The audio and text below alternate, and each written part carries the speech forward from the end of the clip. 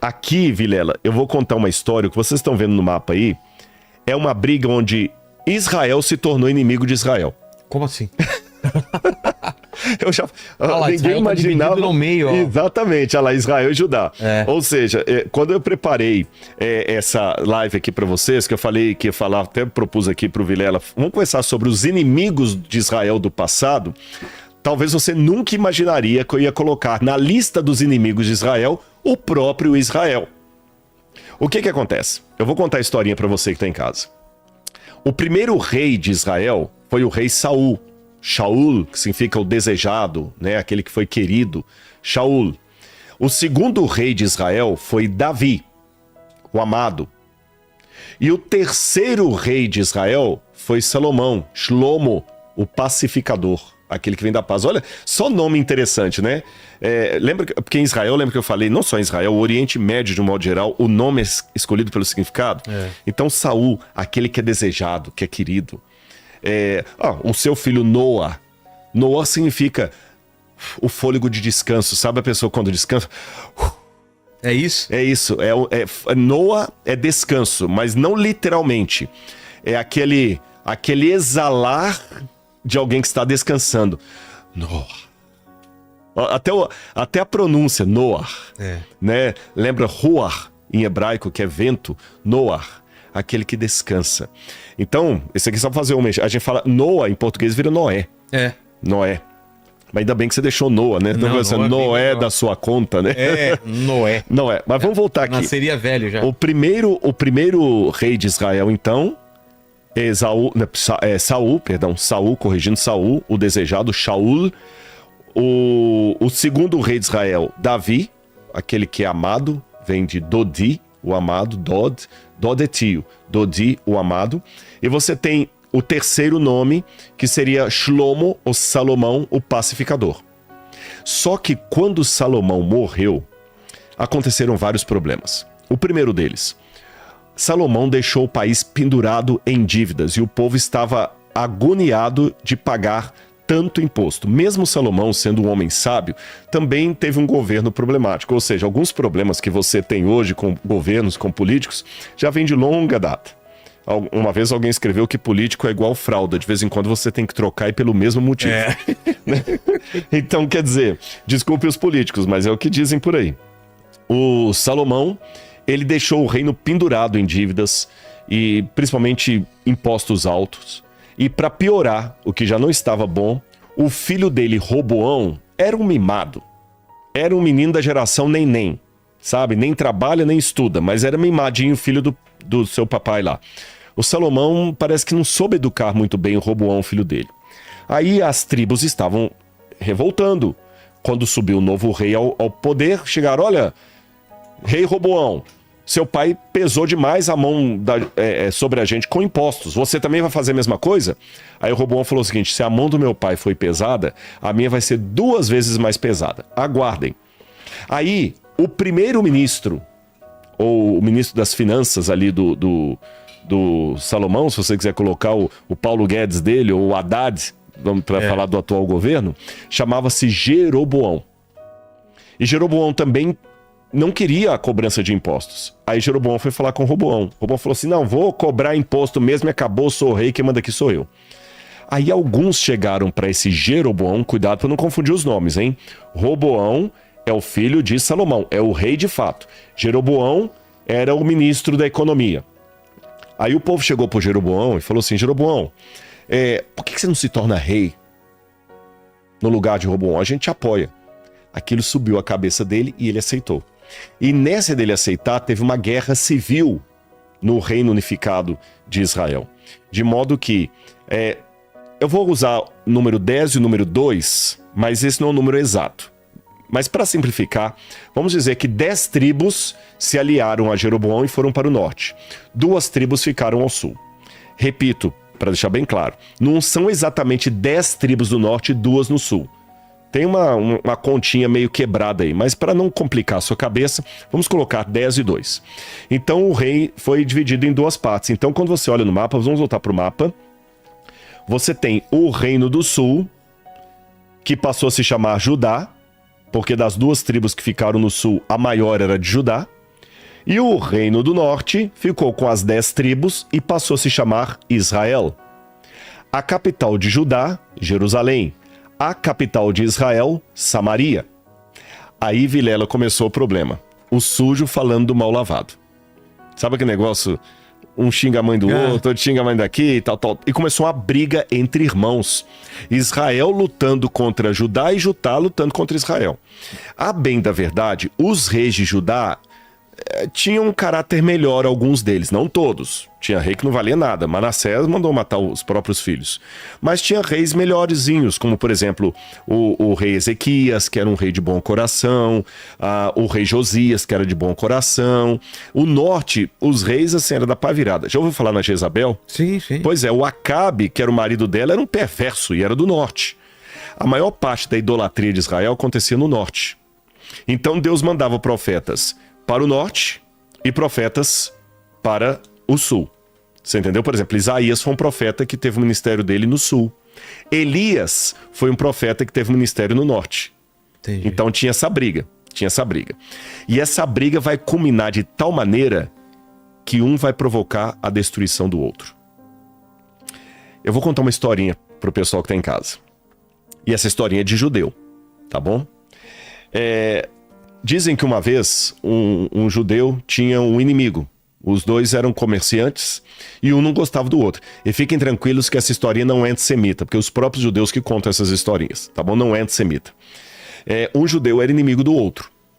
Então, se o comerciante do lado de lá vendia um produto por 10 shekalim, 10 shekels, o daqui vendia por 9. Só para ganhar o cliente. O outro vendia por 7, o daqui vendia por 6, o outro vendia por 5, o daqui vendia pelo preço de custo, 4. O dali vendia por 3, tomando prejuízo só para ficar com o cliente. Aí um belo dia, um anjo desceu do céu e visitou um desses dois comerciantes, que se odiavam. E falou com ele assim, olha, eu vou te dar um presente de Deus. Deus mandou aqui para dar um presente. Pode escolher o que você quiser. O que eu quiser, o que você quiser. Se você quiser uma loja 2 vezes maior do que essa, você pode ganhar. Se você quiser ganhar todo o quarteirão para você, você pode ganhar. Se você quiser $1 milhão, Deus vai te dar. Se você quiser uma mulher bonita, Deus vai te dar. O que você quiser. Pode pedir que eu vim aqui para te dar. Então deixa eu ver o que eu vou querer. Tá difícil escolher. Mas tem dois requisitos aqui. Ele falou, quais? O primeiro é que só pode ser um pedido. Ele falou, tudo bem, deixa eu pensar bem. O segundo requisito é que qualquer coisa que você pedir, o seu inimigo do outro lado da rua vai ganhar em dobro. Se você pedir 1 milhão, ele vai ganhar 2 milhões. Se você pedir o quarteirão todo de lojas, ele vai ganhar 2 quarteirões de lojas. Se você pedir uma mulher bonita, ele vai ganhar uma mulher 2 vezes mais bonita. Aí o cara falou, é assim? Então não preciso pensar muito não. Eu quero ficar cego desse olho aqui, ó. Ou seja, o outro vai ficar cego dos dois. O ódio entre eles era tão grande que impedia um de ganhar uma bênção só para não beneficiar o amigo. Essa história que é contada no meio do povo judeu, que é uma história que os sábios contam, né, do judaísmo, é uma história para mostrar como é que é ruim a briga entre irmãos. Como é que às vezes você tem uma intriga tão grande que os dois acabam perdendo. Nossa, se o pessoal aprendesse isso para resolver a questão das guerras, né? Seria tão mais fácil. Na guerra todo mundo perde, não há vencedores. Então aquele negócio, eu tenho tanto ódio do outro que eu prefiro ficar cego de uma vista para que ele fique cego das duas. Então isso é muito chato. E isso aconteceu nessa época. Esse período da ruptura do Reino do Norte e do Reino do Sul aconteceu no 10º século antes de Cristo. Ali no ano 930 mais ou menos, que é a época da morte de Salomão e começa a divisão dos reinos. Então começou aquela briga. Judá criticava Israel, Israel criticava Judá. O povo de Jerusalém, capital de Judá, ficava xingando os samaritanos e os samaritanos, capital de Israel, ficavam xingando os de Jerusalém. Essa briga continuava tremendamente. E essa briga chegou a tal ponto que um provocou a extinção do outro. Quer saber como? Eu vou interromper um pouquinho aqui para fazer uma coisa, Vilela, para ver se o pessoal tá acompanhando a gente. Eu quero alguma pergunta, algum comentário aí, se o pessoal tá entendendo.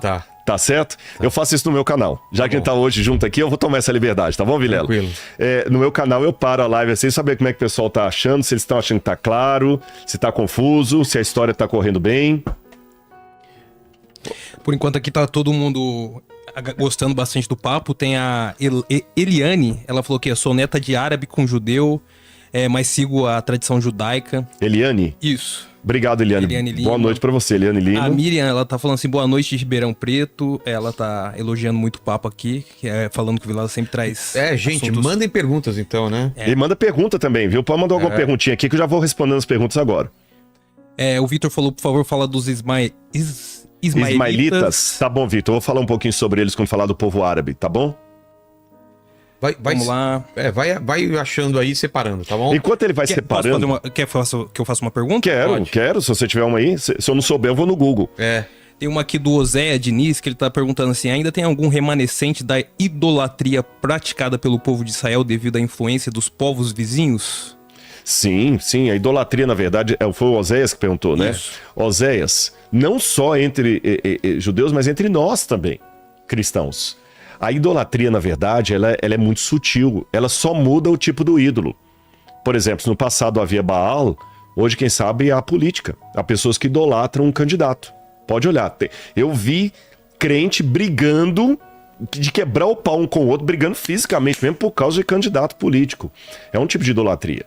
Há pessoas que idolatram, por exemplo, a si mesmos. Nós vivemos uma época altamente narcisista. Veja bem, você gostar de si mesmo não tem nenhum problema. Eu tenho que me amar. Mas você já notou que algumas pessoas, eles não se gostam, eles se idolatram. Ele não consegue... É selfie para todo lado, né? Isso é um tipo de idolatria moderna. Então, há sim. E até alguns, dentro do meio judaico, há polêmicas entre alguns rabinos que alguns consideram que alguns setores do judaísmo trazem idolatria, como, por exemplo, acender vela para quem morreu, que é uma prática que muitos no judaísmo consideram idolatria, que no passado não havia. E dentro do cristianismo, como eu falei, há muita gente também idolatrando o padre, idolatrando o pastor, o cantor gospel, idolatrando a si mesmo. A idolatria continua assim. Mais uma perguntinha aí? Vamos lá. Tem uma aqui do... Só um minutinho. O do Eulerson. Ele tá perguntando... Eulerson. Nunca ouvi esse nome. Nossa, cara. Ele tá perguntando onde estão os descendentes de Esau. Esaú? Deve ser de Esaú? Esaú. De Esaú? Isso. Assim, os edomitas. Pois é, os edomitas, acredito que alguns deles ficaram ali na região que hoje seria a Jordânia e tiveram, por exemplo, já vou falar na cidade de Petra, Sim, que tá na Jordânia, lá era dos nabateus. Que tem no Indiana Jones. Exatamente. Os nabateus eram edomitas. O Herodes, mencionado no Novo Testamento, que vai perseguir as criancinhas, a metade dele era edomita, que eles também chamam dos idumeus, que também eram povos que misturaram os edomitas, os idumeus, e a mãe dele era uma princesa da Nabateia, que foi convertida à força para o judaísmo. Os judeus odiavam Herodes porque ele era mais ou menos judeu. O pai dele era judeu, a mãe dele de sangue não era, foi convertida. E esse povo nabateu, que estava ali na região de Petra, inclusive há duas possibilidades dos magos que vieram trazer presentes para Jesus. Uns pensam que eles podiam ser da Nabateia, outros pensam que eles vieram do Irã. E passaram pela região de Petra para levar os presentes de Jesus, que os presentes de Jesus podem ter sido comprados em Petra. Então esses nabateus depois acabaram se juntando em miscigenação com tribos árabes, que eram nômades, e dessas tribos árabes que eram nômades, acabou que o predomínio da cultura árabe foi mais acentuado, e aí os descendentes de Esaú acabam misturando com o povo árabe. O Iêmen está mencionado aqui, olha, 2 Crônicas, capítulo 9. Quando a rainha de Sabá ouviu falar da fama de Salomão, veio a Jerusalém prová-lo com perguntas difíceis. Chegou com uma enorme comitiva com camelos carregados de especiarias, de ouro em abundância, de pedras preciosas. Ela se apresentou diante de Salomão e lhe expôs tudo o que trazia em sua mente. E Salomão conversou com a rainha de Sabá. A Bíblia fala, inclusive, da terra de Avilá e a terra onde tem o melhor ouro, o ouro de Ofir, e alguns pensam que seria na região do Iêmen. Olha o mapa de novo aí, olha. O reino de Sabá, da rainha de Sabá, está mostrado aí em cor alaranjada. Tem um outro mapa que vai mostrar de maneira mais precisa, porque alguns pensam que o reino de Sabá, ele pegava do outro lado. Essa mapa que vocês estão vendo aí, tá aparecendo pro pessoal na tela? Tá. Esse mapa que está mostrando aí, está mostrando o Golfo de Aqaba. Tá vendo? O Mar Vermelho, falei errado, o Mar Vermelho, que ele vai dar o braço do Golfo de Aqaba e o outro braço do Canal de Suez. Lá em cima é o Egito. Então, acredita-se que do lado de cá, onde está escrito África, também pertenceria ao reino de Sabá. Eu acho que o próximo mapa eu vou mostrar esse aí para o pessoal. Olha aqui, é a terra de Cush. A Bíblia fala da mulher Cushita, ou Cushita, como aparece lá na Bíblia. Inclusive, essa região que está marcada aí do povo de Cush, que pegaria o Iêmen, pegaria também uma parte do que hoje seria a Etiópia, pegaria alguns países ali da África também.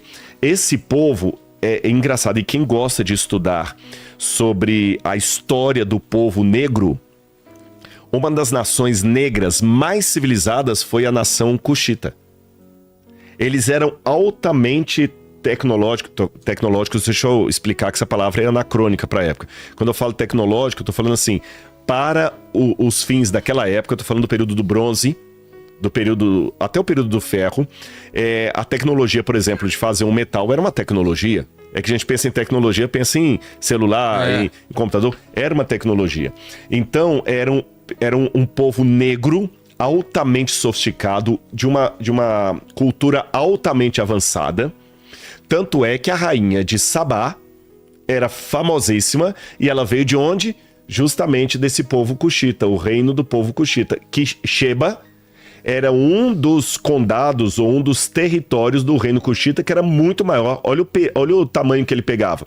Inclusive, eu estive lá em Meroe, que é no Sudão, e eu visitei no Sudão um pouco do reino cuxita.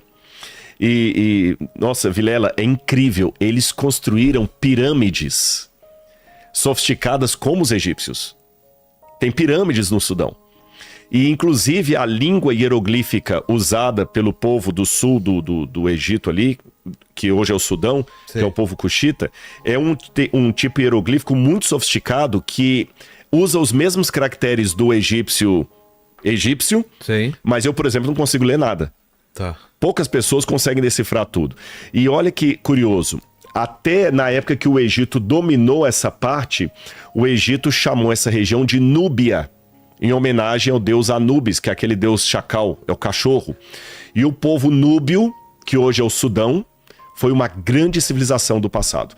A Etiópia, que hoje é um país que enfrenta tantos problemas de desigualdade social, de fome, de miséria, a Etiópia foi um país ultra mega power sofisticado no passado.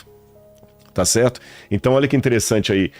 Essa região toda aí foi um grande império no passado. E a rainha de Sabá veio justamente de Sheba, que hoje faz parte, do Iêmen, e é inimigo de Israel. Inclusive, alguns acreditam, isso aqui não tem como provar, mas existe uma lenda, eu até tenho dúvida até que ponto eu posso chamar de lenda, ou eu posso chamar de um evento histórico que foi mitologizado. Acredita-se que a rainha de Sabá, ou Sheva, como dizem em hebraico, que Sheva em hebraico pode ser juramento ou sete, Sheva. Mas o Shabá ali não tem nada a ver, porque é um nome cuxita, tá bom? Essa rainha de Sabá, talvez ela ficou grávida de Salomão. Inclusive, tem uma lenda que conta que quando ela voltou para Sheba, ela não pôde casar com Salomão porque o reino dela não aceitou a união dos dois. Sabe essa questão da rainha que ama e não pode casar? Na rainha da Inglaterra, lá na história dela, não tem a irmã da rainha Elizabeth, que ela era apaixonada por um sujeito, não podia casar com ele porque ele era divorciado. E eles até colocaram no The Crown essa história. Pois é. Então diz que a rainha de Sabá não pôde casar com Salomão. Ela voltou muito triste. Aí alguns até dizem que ela voltou para o país grávida de Salomão. E que ela teve um filho com Salomão, o rei Menelik, que se tornou rei da parte da Etiópia. E na Etiópia, até hoje, é reconhecido que os descendentes do rei Menelik são descendentes de Salomão. Tá certo? Até tem uma história que o rei Menelik, ele ganhou de presente do rei Salomão uma cópia da Arca da Aliança. Aquela que o Indiana Jones foi procurar. E o rei Salomão, então, deu para o filho dele, com a rainha de Sabá, uma cópia da Arca da Aliança. Só que o Menelik, que era muito esperto, o que ele fez? Quando ele voltou para casa, ele trocou a Arca da Aliança, cópia que ele tinha, pela verdadeira. E até hoje, quem vai à Etiópia, tem um lugar lá, uma igreja, depois você pode dar uma googada aí, onde os sacerdotes que trabalham ali dizem que dentro dessa igreja está a verdadeira Arca da Aliança e que uma cópia dela estava no Templo de Jerusalém. Então, essas buscas pela onde está a Arca da Aliança, né, que o Indiana Jones entrou um filme sobre isso, alguns lá na Etiópia vão dizer que a Arca da Aliança está na Etiópia. Então tem essa questão aí também.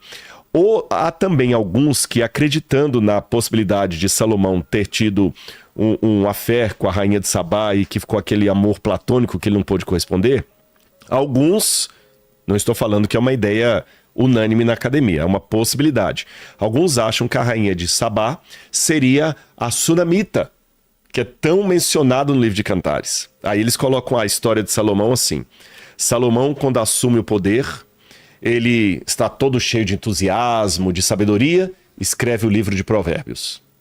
Se apaixona pela rainha de Sabá, aí escreve o livro de Cantares. Fica na fossa porque ele não pode realizar o amor com ela, aí escreve o livro de Eclesiastes, que é altamente depressivo. Repito, não é uma unanimidade na academia, mas há alguns que pensam assim. E uma curiosidade, lembrando que eu sei que eu estou falando do Iêmen, mas na época tudo era um povo só. O povo etíope e o povo iemenita era um povo só, era o povo cuxita. Israel reconhece hoje que, de fato, há na Etiópia judeus etíopes. Só que não estou dizendo que Israel valida essa história de Salomão com a rainha de Sabá, tá bem? Eles acreditam que esses judeus etíopes podem ser das tribos do norte que, ao fugirem, encontraram refúgio ali na região do Iêmen, e também na região da Etiópia, e são judeus legítimos. Tanto é que eles voltam para Israel, fazem a Aliá, que é a subida para Israel. Você tem judeu etíope no exército, é interessante. Você está lá no exército e vê no exército pessoas negras como eu, que não tem nenhum daquele estereótipo do judeu branco europeu, negros como eu mesmo assim, são judeus etíopes. Alguns até de kippá, alguns religiosos e tal, e tudo ali. Bom, com isso então eu expliquei quem seria o Iêmen na Bíblia, tá bom? Então você já aprendeu aqui sobre a Jordânia e já aprendemos sobre o Iêmen. Vamos para um próximo povo aí agora. Vamos aprender mais um próximo povo. O Egito. O Egito. Bom, o Egito não é necessariamente inimigo de Israel. Ele tem relações diplomáticas com Israel. Hoje em dia. Hoje em dia. Mas no passado foi inimigo. Quando teve a questão da criação do Estado de Israel, o Egito se opôs. Ah, é? Nossa, o Egito se opôs tremendamente. Você entendeu? O Egito teve muito problema lá. Tanto é que o presidente do Egito foi assassinado porque ele estava tentando relações diplomáticas com Israel. Então você tem, depois você estuda a história do Egito aí, do Nasser, do Anwar Sadat, e o Egito, se você olhar nesse mapa, esse mapa, apesar de ter alguns contornos assim, é um mapa de satélite. Então ele não foi desenhado o mapa. Tá. É satélite isso aí. Então o que está em cor mais amarronzada, cor de terra, é tudo deserto. E o que está em cor mais verde aqui, formando como se fosse uma flor, tá vendo aqui no Egito? Parece que é uma flor, olha. Uma flor até com caule, ou a flor em cima e até uma pétalazinha aqui, uma folhinha embaixo. Esse aqui é o contorno do Rio Nilo. Olha que interessante, onde o Rio Nilo nasce tem vida.